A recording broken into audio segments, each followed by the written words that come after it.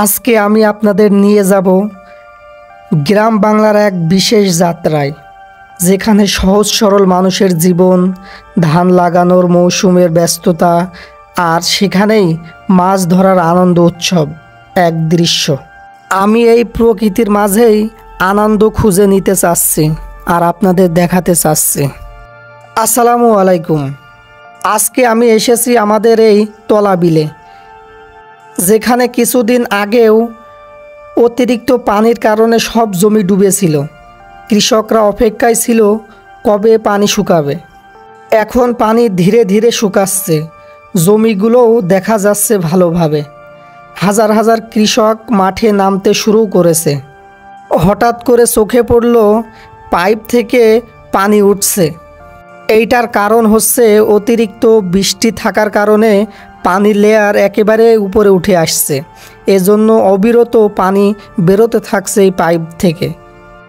গ্রামের মানুষ খুবই সহজ সরল, তারা অল্পতেই খুশি হয়ে যায়। জমি, গরু, মাছ, মাঠ আর প্রকৃতি তাদের ধন সম্পদ। ধান লাগানোর পাশাপাশি মাছ ধরা যেন তাদের উৎসবের মতন পরিবেশ তৈরি করছে। আর হ্যাঁ, এখন বর্তমান আমাদের এখানে প্রচুর পরিমাণে মাছ হচ্ছে। এই বিলে পানি জমে থাকার কারণে প্রচুর পরিমাণে মাছ হয়েছে। এবার ছোট বড় নানা ধরনের মাছ পাওয়া যাচ্ছে এখানে। কেউ বা জাল ফেলে মাছ ধরছে, আবার কেউ বড়শি বানাচ্ছে, আবার কেউ খালি গায়ে মাছ ধরছে আর আনন্দ করছে। আর আমি চলতে শুরু করেছি এই প্রাকৃতিক দৃশ্য দেখতে। আমাদের এই বিলের মাঠের মাঝখান দিয়ে একটা ছোট্ট খাল বয়ে গিয়েছে।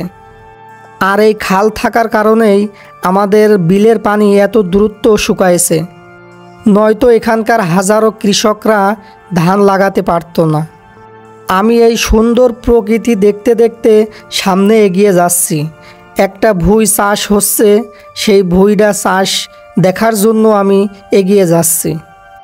আর এখন জমি চাষ দেওয়ার সময় মাছগুলো ভেসে উঠছে, আর ছোট ছেলেপিলে এইগুলো মাছ খুঁটে নিচ্ছে। আর কৃষকরা এই পরিশ্রম করছে কারণ তাদের ধান ফসল ফলাইতে হবে, কারণ এই ধানই একমাত্র খাদ্যশস্য যেটা আমাদের সর্বজনীয় সময় লাগে। এই ছোট ছোট বাচ্চারা মাছ ধরে বাড়িতে নিয়ে যাচ্ছে। তাদের আনন্দ আর খুশি দেখলেই মনটা যেন ভরে যায়। তাদের এই পরিশ্রম যেন খুশিতে পরিণত হয়।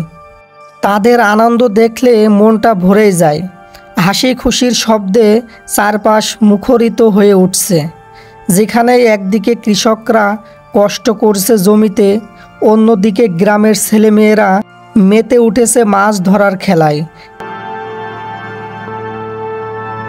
তারপর দেখতে পেলাম একজন বিদেশি বড়শি দিয়ে মাছ ধরছে।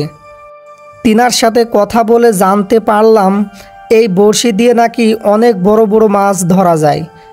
তবে আমি এই বড়শি সচরাচর সবাইকে ব্যবহার করতে দেখিনি।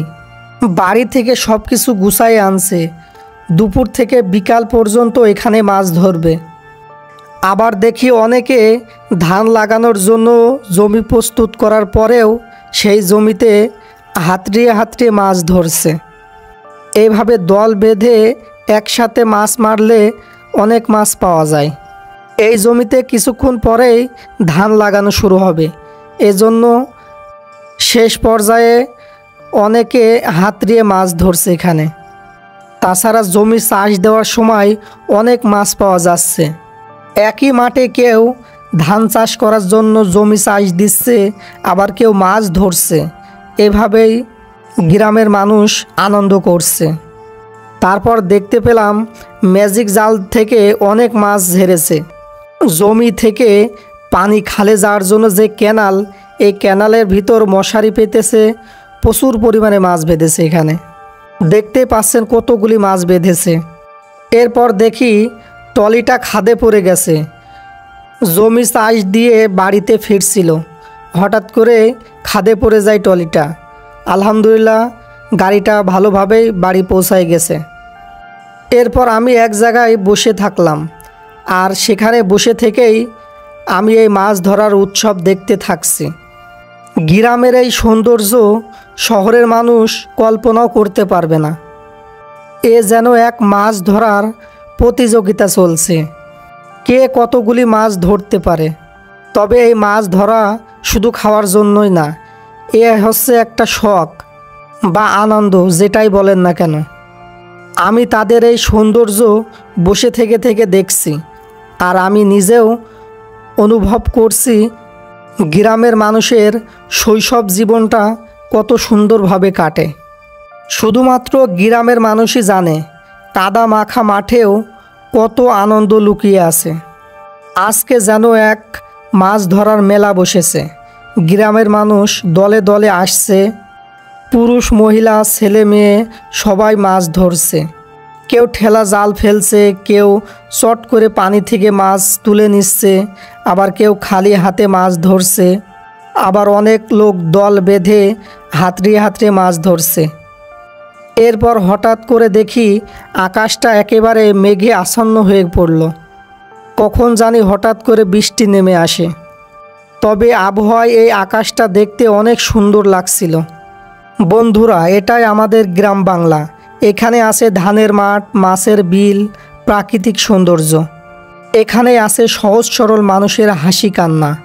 আজকে আমি আপনাদের দেখানোর চেষ্টা করলাম গ্রামের প্রকৃতি, অপরূপ সৌন্দর্য আর কৃষকদের জীবনযাপন। ভালো লাগলে চ্যানেলটা সাবস্ক্রাইব করবেন ইনশাল্লাহ।